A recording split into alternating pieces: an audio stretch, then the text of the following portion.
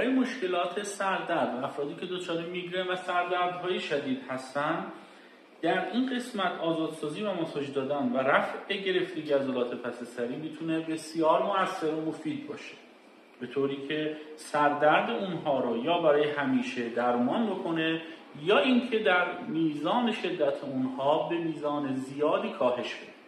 ابتدا کافیه در این قسمت پس سری از میانه گوش وقتی میایم در مرکز قسمت وسط سر یک برجستگی استخوانی رو که توبرکل اکسیپیتال نام داره، یعنی یک برجستگی و تکمه‌ای هست در استخوان پس سری ما، این رو ابتدا بایستی پیدا بکنیم.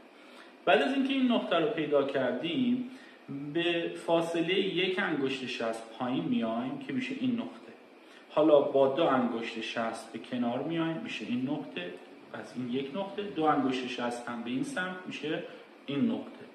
این نقاط رو به مدت 30 ثانیه با فشار نگه دارید.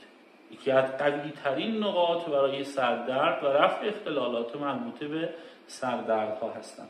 بعد از اینکه این نقطه رو 30 ثانیه نگه داشتید، حالا تمام این ناحیه رو به این صورت ماساژ بدید. 4 انگشت فشار آورده در این قسمت، بعد حرکت میکنید به سمت بالا.